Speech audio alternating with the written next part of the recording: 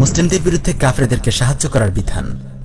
শাইখুল ইসলাম মাওলানা হোসেন আহমদ মাদানী রাহিমাহুল্লাহ কাফেরদেরকে সাহায্য করার বিধান সম্পর্কে বলেন, কোন মুসলমান যদি কাফেরদের পক্ষ নিয়ে তাদের সাহায্য ও বিজয়ের জন্য মুসলমানদের বিরুদ্ধে লড়াই করে অথবা যুদ্ধে তাদেরকে সহায়তা করে, কিংবা যখন কাফের ও মুসলমানদের মধ্যকার যুদ্ধে কাফেরদেরকে সমর্থন জানায়, তবে সে নিশ্চিত কাফের এবং নিকৃষ্টতম কাফের।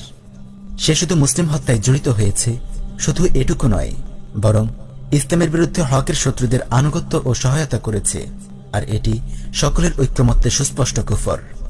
অধ্যায় কতলে মুসলিম, মারিফে মাদানী, মাওলানা হোসেন আহমদ মাদানী। সংকলন ও বিন্যাস মুফতি আব্দুল শাকুর তিরমিজি। ব্রিটেন অর্থাৎ বর্তমান যুক্তরাজ্য যখন উসমানী খেলাফতের বিরুদ্ধে যুদ্ধ করে এবং ফিলিস্তিনের বাইতুল মুকাদ্দাসে আক্রমণ করে, তখন হিন্দুস্তান থেকে প্রায় 6 লক্ষ সৈন্য ব্রিটিশ সেনাবাহিনীর সাথে যোগ দেয়।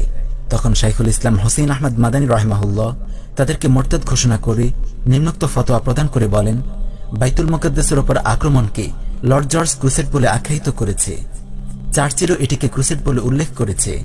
তাই আমি সুস্পষ্ট ও দ্ব্যর্থহীন কণ্ঠে ঘোষণা করছি যে মুসলমানি খ্রিস্টানদেরকে সাহায্য সহযোগিতা করেছে, সে শুধুমাত্র গুনাহি করেনি, বরং কাফের হয়ে গেছে।